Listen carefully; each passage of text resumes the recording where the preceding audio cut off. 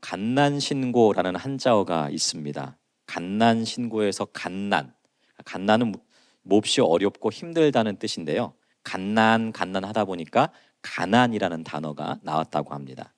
뒤에 있는 신고 역시도요, 고생스럽다는 말입니다. 그러니까 고생스러운 두 단어가 합쳐져서 몹시 고되고 어렵고 맵고 쓰다라는 뜻으로 몹시 힘든 고생을 이르는 말, 이것이 바로 갓난신고라는 이 말의 뜻인 것이죠.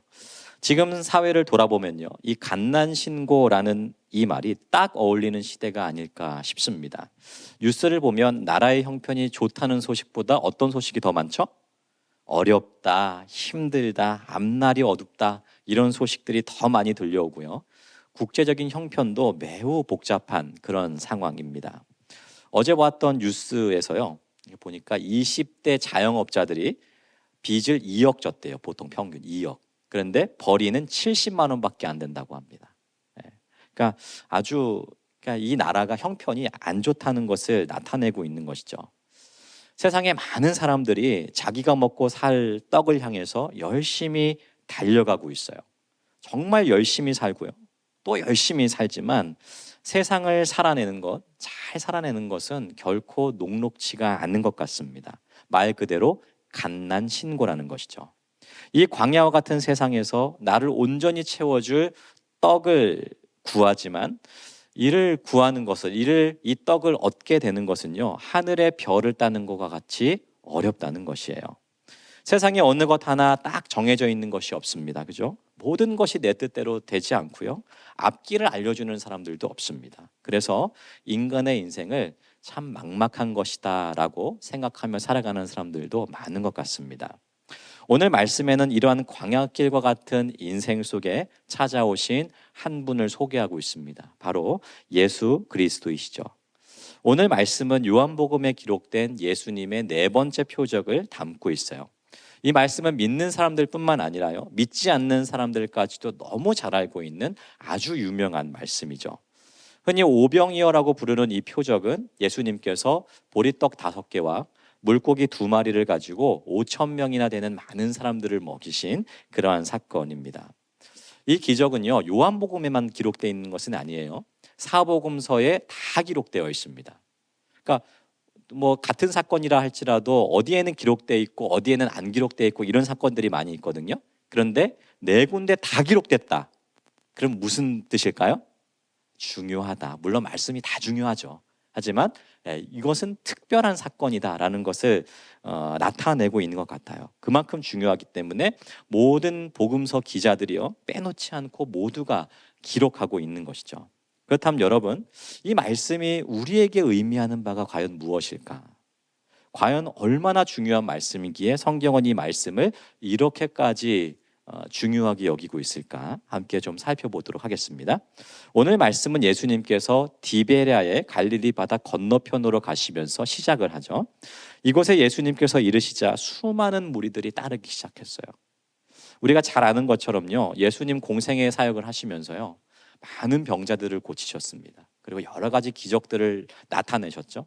그러니까 예수님이 어디를 가든지 수많은 사람들이 예수님을 따랐어요.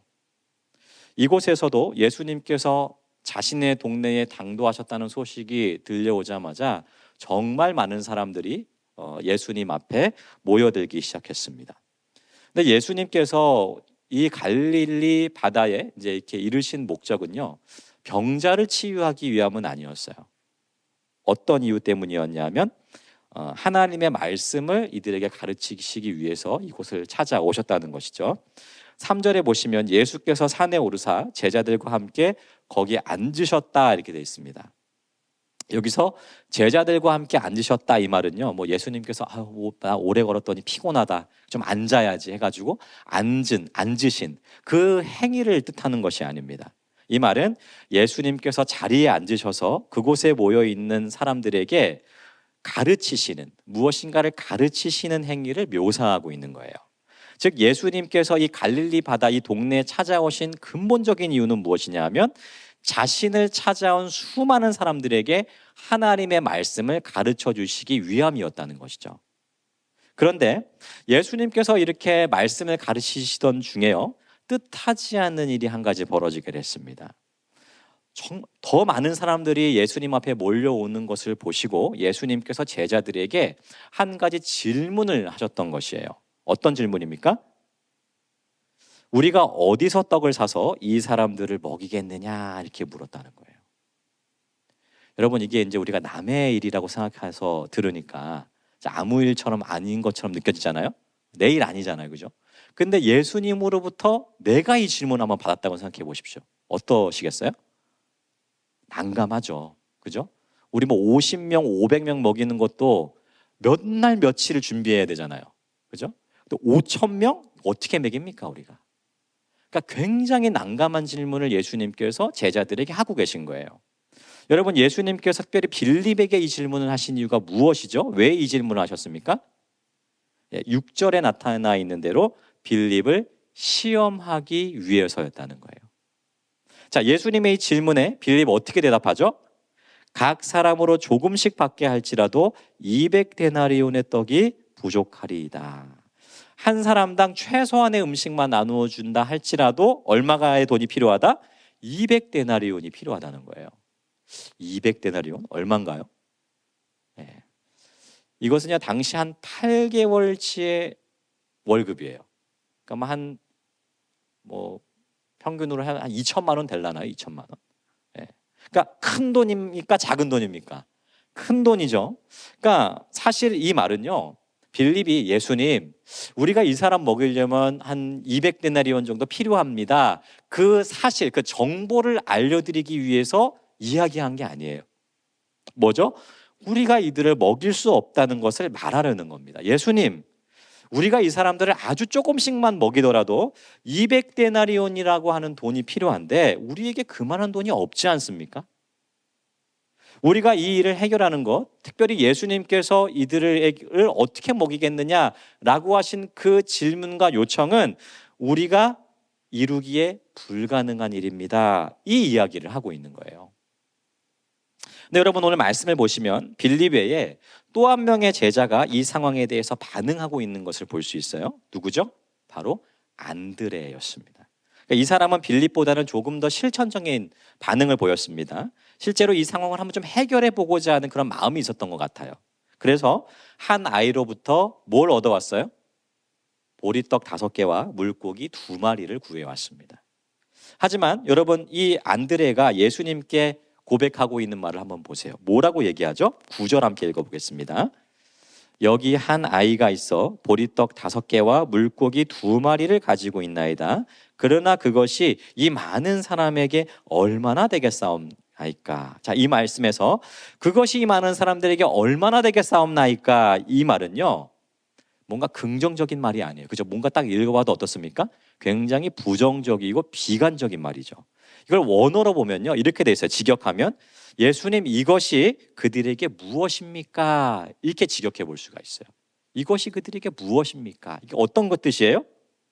이 소년이 가져온 이 떡과 물고기, 제가 이걸 받아왔지만 이거 너무 보잘것없지 않습니까, 예수님? 지금 이 상황에서는 아무것도 아닙니다. 이것으로는 제가 이것을 구해왔지만 이것으로는 아무것도 해결되지 않습니다. 이 말인 거예요.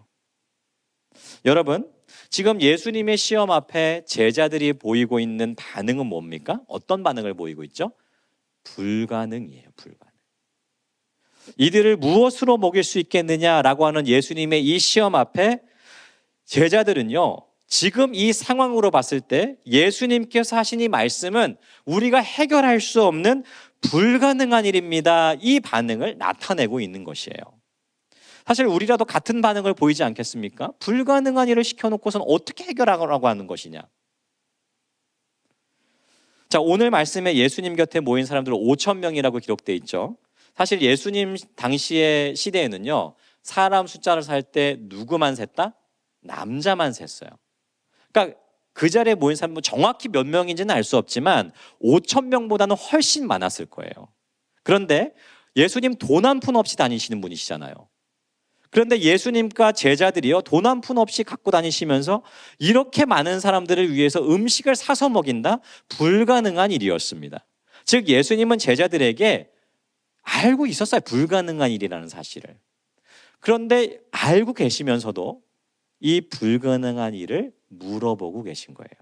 그렇다면 여러분, 예수님 왜 이 불가능한 일을 물어보고 계시는 겁니까?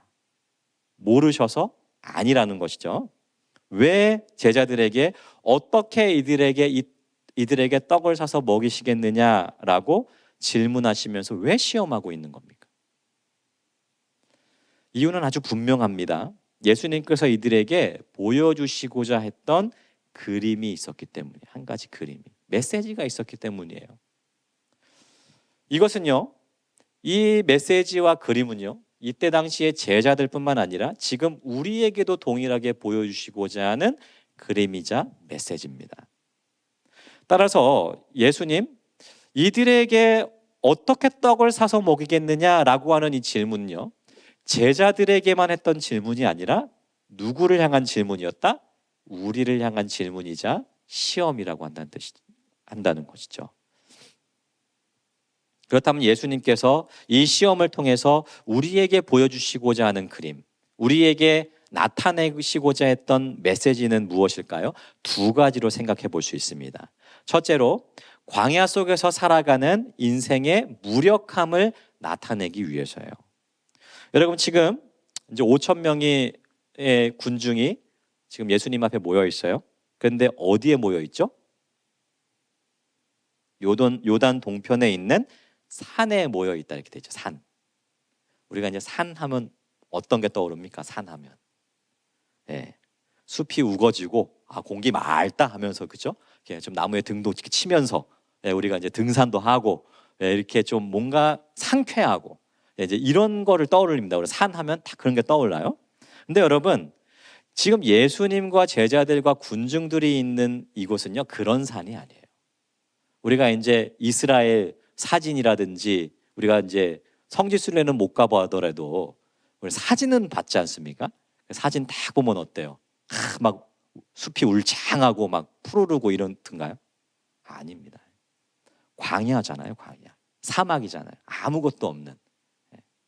그러니까 여러분, 예수님이 계시던 이 땅은요, 푸르르고 기름지고 먹을 것이 풍족한 그런 아름다운 땅이 아니었다는 거예요. 아주 건조한 광야이고요, 아주 바싹 말라있고 먹을 것을 구하기 힘든 그러한 광야에 모여 있는 겁니다. 목사님, 말씀을 좀 잘못 읽으신 것 같아요. 10절 보시면 잔디가 많다 이렇게 돼 있는데, 야, 이거 뭡니까? 이렇게 생각하시죠? 10절 잔디 있죠, 잔디. 예, 여러분, 이 지역은요, 1년에 딱 한 번 풀이 돋아나는 시기가 있어요. 딱 한 번. 평소에는 아주 건조하지만 한 번 정도는 푸르른 시기가 있다는 거죠. 그러니까 지금이 그때였기 때문에 잔디가 있었던 것이지, 항상 이렇게 풀이 돋아나 있었던 것은 아니라는 것입니다. 정리하면 무엇입니까? 지금 예수님과 군중들이 있는 이곳은 어디예요? 아무것도 구할 수 없는 그런 척박한 땅에 모여 있는 거예요. 그러니까 아무것도 할 수 없다는 것이죠. 먹을 것을 구할 수도 없고요, 마실 것을 구할 수도 없어요. 아무것도 할 수 없고 구할 수 없는 곳에 이들이 다 모여 있더라는 것이죠. 그곳에서 예수님께서 제자들에게 물어보셨어요. 먹을 것을 한번 구해봐라. 그럴 때 여러분, 제자들이 깨닫게 되는 것이 무엇입니까? 먹을 것을 구할 수 없습니다. 예수님, 지금 우리가 이곳에서 할 수 있는 것은 아무것도 없습니다. 이것을 깨닫게 되는 것이죠. 여러분, 이 그림을 통해서요, 지금 우리가 보게 되는 것이 무엇입니까? 나를 포함한 이 땅에 살아가고 있는 모든 사람들의 현실입니다. 너무나도 실감나는 현실이에요.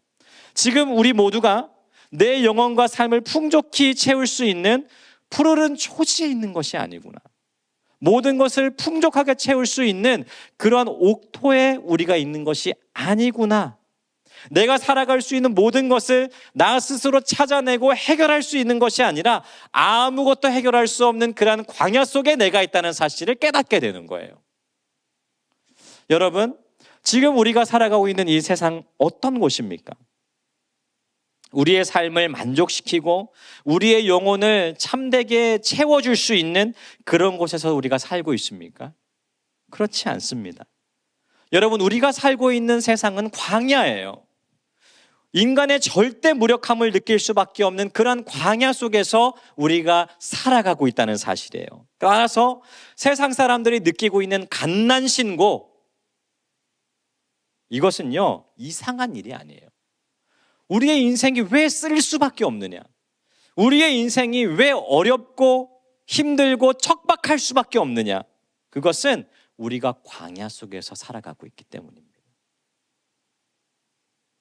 여러분, 이 땅의 사람들을 한번 보세요. 아니, 이 세상 사람들을 볼 필요도 없죠. 우리의 인생을 한번 돌이켜 보십시오. 먹는 문제, 질병의 문제, 관계의 문제, 마음의 문제, 가정의 문제, 자녀의 문제, 이 여러 가지 문제 중에서 단 하나 어느 것으로부터 자유로운 사람들 없습니다. 모든 것을 스스로 해결할 수 있는 사람들도 없죠. 현대에 들어서면서 과학이 발전하고 학문이 발달하면서 사람들은 자신들이 모든 것을 할 수 있다라고 착각하기 시작했어요. 하지만 여전히 인간들의 인생은 광야일 뿐이라는 것이죠. 여전히 사람들은 죽음의 문제를 해결하지 못했어요. 죽음 이후의 세계, 이후의 세상에 무엇이 있는지 알 수 없어서 죽음을 무서워합니다. 여전히 영적인 갈증에 시달리고 있고 굶주림에 갈급해하고 있어요. 세상의 수많은 소리들이 내가 너희의 영혼을 먹일 수 있고 삶에 참 만족을 줄 수 있고 내가 너희에게 살 수 있는 떡을 줄 수 있다라고 말하지만 절대 인간의 영혼을 만족시킬 수 있는 것은요 세상에 존재하지 않아요. 세상의 것으로 우리의 영혼이 만족되지 않는다는 것입니다. 왜입니까? 세상 모든 사람들이 가지고 있는 공통적인 문제가 있기 때문이에요. 여러분, 지금 우리가 세상 속에서 겪고 있는 고통은요 겉으로 보기에는 경제의 문제고 정치의 문제고 우리가 살아가고 있는 문화의 문제죠. 하지만 여러분, 근본적으로 들여다보면 무슨 문제예요? 무슨 문제입니까? 영적인 문제죠. 영적인 문제. 이 세상 모든 것이 영적인 문제로부터 기인하기 때문에 세상의 것으로 우리를 채우려고 해봤자 안 된다는 겁니다. 해결되지 않는다는 거예요. 세상 모든 사람들이 동일하게 다 이 영적인 갈급함을 가지고 광야를 헤매고 있기 때문에 우리가 겉으로 화려하고 좋은 것으로 치장하고 채우려고 해봤자 안 된다는 것입니다.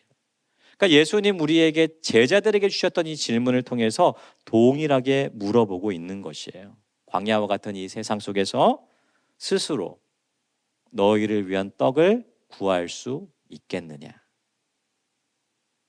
이 광야와 같은 세상 속에서 내가 너의 영혼에 참 만족과 채움을 받을 수 있겠느냐? 묻고 있는 거예요.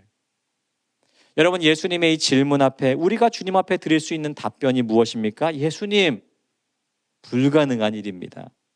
한 푼도 없는 중에 200데나리온의 돈을 모으는 것 같고 오병이어로 5,000명을 먹이는 것 같은 그러한 불가능한 일입니다. 주님, 주여, 우리가 할 수 있는 것은 아무것도 없습니다. 이 고백을 주님 앞에 올려드릴 수밖에 없는 거예요. 광야 안에서 절대 무력한 우리의 모습을 주님 앞에 고백할 수밖에 없다라고 하는 것이죠. 사랑하는 여러분, 이렇게 우리가 처한 상황을 예수님께서 드러내셨어요. 한 가지의 질문을 통해서. 그리고 나서 예수님은 곧바로 한 가지의 표적을 우리에게 보여주시죠. 바로 소년이 가지고 온 이 오병이어를 가지고 예수님 축사하셨어요. 그리고 모여있는 자들에게 이걸 나눠줘라 말씀하셨습니다. 자, 오늘 말씀에서 이 오병이어를 나눠주기 시작했을 때 어떤 일이 벌어졌어요? 5,000명이 남고도 얼마가 남았다? 12광주리가 남았다, 이렇게 설명하죠. 아무것도 없는 광야에서 예수님 5,000명을 먹이셨어요. 여러분, 자, 예수님께서 이들을 충분히 먹이셨잖아요. 엄청난 기적이죠. 우리가 이제 오병이어 하도 많이 들어가지고 오병이어 너무 당연하다고 생각하는데요.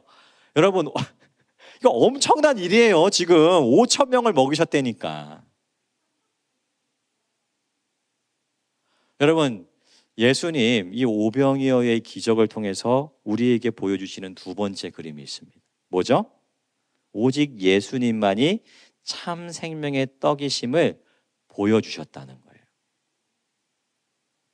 여러분, 오병이어로 5천 명을 먹이신 거는요. 예수님이 이렇게 대단한 능력을 가지셨다? 혹은 이 소년이 자기가 가진 모든 것을 다 헌신했기 때문에 이러한 일들이 벌어졌다? 여러분, 이것보다 훨씬 큰 의미를 가지고 있어요. 오직 예수님이 우리의 참 생명의 근원이심을 이 기적을 통해서 나타내주고 계신다는 거죠. 여러분, 오병이어의 기적을 경험한 사람들에게 흘러나오는 고백이 있습니다. 한번 읽어볼까요? 14절입니다. 같이 읽어보겠습니다. 그 사람들이 예수께서 행하신 이 표적을 보고 말하되 이는 참으로 세상에 오실 그 선지자라 하더라. 자, 사람들이요, 이 기적을 딱 경험하자마자 세상에 오실 그 선지자라고 고백하고 있어요. 자, 그러면 그 선지자는 뭘 얘기하는 겁니까? 자, 신명기 18장 15절 말씀 같이 한번 읽어보겠습니다. 신명기 18장 15절. 내 하나님 여호와께서 너희 가운데 내 형제 중에서 너희를 위하여 나와 같은 선지자 하나를 일으키시리니 너희는 그의 말을 들을지니라. 자, 여러분, 이 예언 누가 한 거예요? 모로 시작해. 모세가 한 겁니다. 모세. 자, 모세가 이르기를 너희 가운데 나 모세와 같은 선지자가 일어날 것이니 그의 말을 들으라, 이렇게 예언을 한 거예요. 여러분, 지금 예수님께서 보여주신 이 기적을 통해서 그 자리 가운데 모여있던 사람들이로 하여금 모세가 했던 이 예언을 떠오르게 했던 거예요. 예수님의 기적이 이 모세가 했던 이 예언을 떠올리게 했습니다. 그리고 사람들은 지금 이 모세의 예언이 어떻게 됐다? 성취된 것으로 고백하고 있는 거예요. 모세가 예언했던 그 예언이 지금 성취됐구나. 자, 그러면 이 표적을 통해서 그들이 본 게 뭡니까 도대체? 자, 4절 먼저 한번 보십시오. 4절. 자, 이 말씀을 보면 4절 보시면, 자, 예수님께서 이 표적을 일으키신 때가 기록되어 있죠. 때예요? 언제로 기록되어 있습니까? 유대인의 명절인 유월절이 가까웠다, 이렇게 되어 있죠. 가까웠다. 이거를요, 우리가 그냥 보면 가까웠구나 이렇게 생각하는데 좀 이상할 수 있어요. 이거 왜죠? 생각해 보세요. 유월절이면 유월절이지 유월절 가까운 날은 뭡니까? 도대체? 유월절 가까운 날은 무슨 날이에요? 그냥 평범한 날이죠. 성탄절이 가까웠네. 4일 남았네. 그러면 그날은 무슨 날입니까? 그냥 21일이죠. 그냥. 그러니까 여러분, 이거는요, 굳이 기록할 필요가 없는 날인 거예요. 그냥. 그런데 요한이 굳이 어떻게? 6월절이 가까운 날이라고 기록하면서 6월절을 강조하고 있는 거예요. 지금. 자, 요한이 굳이 이렇게 6월절이라는 표현을 굳이 이렇게 사용하는 이유가 뭡니까? 이 날이 6월절과 관계 있는 사건이라는 것을 얘기하고 싶어서예요. 즉 6월절은 어떤 날이죠? 그러면 이스라엘이 구원함을 얻어서 애굽을 탈출해서 광야로 나간 사건이잖아요. 그죠? 그러니까 그 사건을 이 사람들로 하여금 떠올리도록 하기 위해서, 우리로 하여금 떠올리도록 하기 위해서 이 표현을 사용하고 있다는 거죠. 또한 보십시오. 자, 예수님께서 산에 올라가서 백성들에게 말씀을 가르치시고 계시죠. 자, 산에서 말씀이 선포되고 가르쳐지고 있어요. 이것도 어디서 많이 보지 않았습니까? 뭐죠? 이스라엘이 출애굽을 하여서 어디에 이르렀어요? 신의 산에 이르렀죠. 하나님께서 산에 모세를 불러서 말씀을 주셨고 모세가 이스라엘에게 말씀을 가르치셨어요. 자, 또한 10절을 보시면 예수님께서 그들을 어디에 앉히셨다? 잔디에 앉히셨다. 잔디. 자, 광야에 있던 그들을 예수님 어디에 앉히셨어요? 잔디에 앉히셨어요. 그들이 뭘 보길 바랐던 거죠? 험한 광야를 걷는 이스라엘을 가장 안전한 길로 보호하시고 인도하시는 그 하나님의 손길, 그 하나님의 인도하심을 상상하게 하는 그러한 그림이라고 한다는 것이죠. 그리고 자, 가장 중요한 것이 있어요. 가장 중요한 메시지. 자, 아무것도 없는 광야에서 사람들에게 예수님께서 뭘 나눠주신다? 떡을 나눠주신다. 떡. 자, 뭘 보여주는 사건이죠? 이스라엘이 광야에서 뭘 먹었어요? 하늘의 떡인 만나를 먹었죠. 자, 그 사건을 보여주고 있는 거죠. 자, 정리하면 어떻습니까? 자, 예수님께서 오병이어의 이 사건을 통해서 우리에게 보여주시는 것은 무엇이죠? 하나님께서 이스라엘 백성을 광야로 이끌어내셔서 말씀을 주시고 그 험하고 위험한 광야를 무려 40년 동안이나 인도하시면서 만나를 먹이신 그 사건을 실물로 보여주고 계신 거예요, 지금.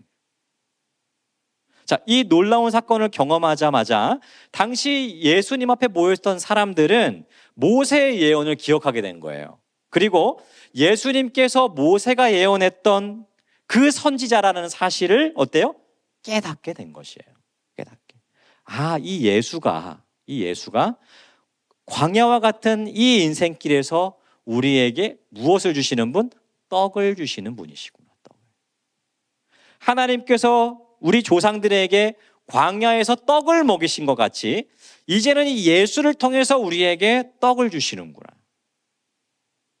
이 예수가 우리에게 주어진 새로운 떡이로구나, 이 사실을 깨닫게 된다는 것이죠. 자, 이들이 깨닫게 된 것을 예수님께서 바로 이어지는 설교를 통해서 직접 가르쳐 주세요. 자, 요한복음 6장 48절부터 51절까지의 말씀인데요. 같이 한번 읽어보겠습니다. 내가 곧 생명의 떡이니라. 너희 조상들은 광야에서 만나를 먹었어도 죽었거니와 이는 하늘에서 내려오는 떡이니 사람으로 하여금 먹고 죽지 아니하게 하는 것이니라. 나는 하늘에서 내려온 살아있는 떡이니 사람이 이 떡을 먹으면 영생하리라.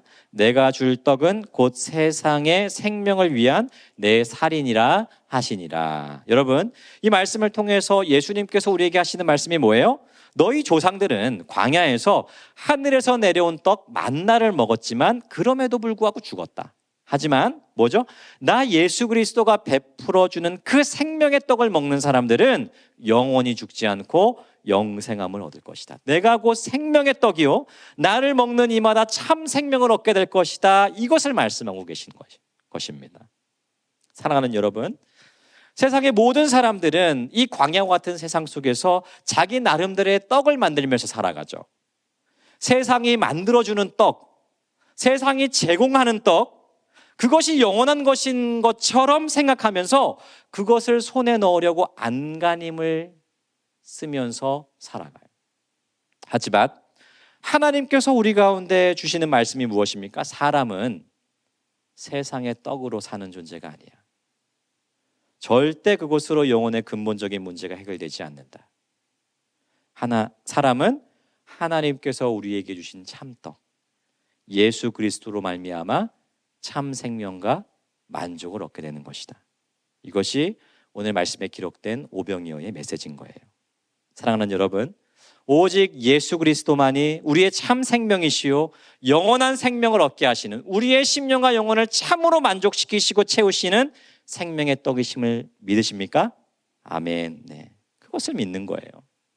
이 광야와 같은 세상 속에서도 우리가 소망을 잃지 않을 수 있는 이유, 우리가 이 광야와 같은 세상 속에서도 여전히 소망을 가지고 살아갈 수 있는 이유는 우리가 믿는 예수 그리스도께서 영원한 참 생명의 떡이심을 우리가 믿기 때문에, 그 사실을 우리가 확신하기 때문에 이 광야와 같은 세상 속에서도 우리는 소망을 갖고 살아갈 수가 있는 것이에요. 근데 여러분, 오늘 말씀을 보면요, 조금 이제 결과가 좀 실망스러워요. 자, 오병이어를 경험한 사람들, 예수님이 보여주신 메시지를 어떻게 했어요? 오해했어요, 좀. 예수님이 다시 오실 참 선지자라는 사실까지는 이해했어. 너무 좋았어요. 예수님 이 교육이 성공했어요. 그런데 예수님을 영적인 메시아로 보지 않고 뭘로 생각했어요? 현세적인 메시아로 봤어요. 그래서 15절 보시면 예수님을 뭘로 삼으려 했다? 임금으로 삼으려 했다. 예수님이 우리의 임금 되시면 우리가 평생 먹고 살 걱정할 필요가 없다. 왜요? 당장 지금 막 떡 만들어내고 물고기 만들어내니까 우리가 이제 예수님이 우리의 왕이시면 계속 이렇게 만들어주시겠구나, 이렇게 생각한 거죠. 그래서 예수님 어때요? 도망치십니다. 너희들이 그런 기대하는 그런 모습으로 온 메시아가 아니라는 거죠. 너희의 육신의 필요를 채우고 만족시키기 위해서 이곳에 내가 오지 않았다. 물론 여러분, 예수님은 우리의 필요를 채우시는 분이십니다. 우리의 필요, 우리가 가져야만 되는 것들 예수님 채워주시는 분이시죠. 하지만 그것이 전부가 아니라는 사실이에요. 여러분, 예수님이 이 땅에 오신 궁극적인 이유는 우리에게 영원한 참 생명을 주시기 위해서, 우리의 영혼에 참 생명을 불어넣어 주시기 위해서 오셨다는 사실입니다. 그렇기 때문에 여러분, 우리가 이 세상을 살면서 의지할 수 있는 분은 오직 한 분밖에 없어요. 누굽니까? 예수 그리스도 한 분밖에 없습니다. 오직 그분만이 우리에게 참 생명을 주실 수 있고 우리의 영혼이 굶주리지 않을 수 있는 참 떡을 주시는 분이시기 때문이에요. 우리 말씀을 통해서 이 자리에 모여있는 우리 모두가 다시 한번 기억하고 우리의 심령 가운데 새길 수 있었으면 좋겠습니다. 이 메시지, 이 교훈을 모르는 분들 이 자리 가운데 없을 거예요. 다 아시죠? 하지만 우리가 이 척박한 세상을 살아가다 보면요, 이 사실을 너무나도 쉽게 잊어버리게 되는 것 같아요. 그죠? 이 사실을 다시 한번 기억하면서 때로는 참 우리가 너무 척박하고 우리의 마음이 고달프지만 그럼에도 불구하고 주님이 주시는 참 생명, 참 영생의 생명을 붙들고 그렇게 주님이 주시는 만족과 기쁨과 감사의 제목을 가지고 살아갈 수 있는 우리 모두가 되기를 주님의 이름으로 축복합니다.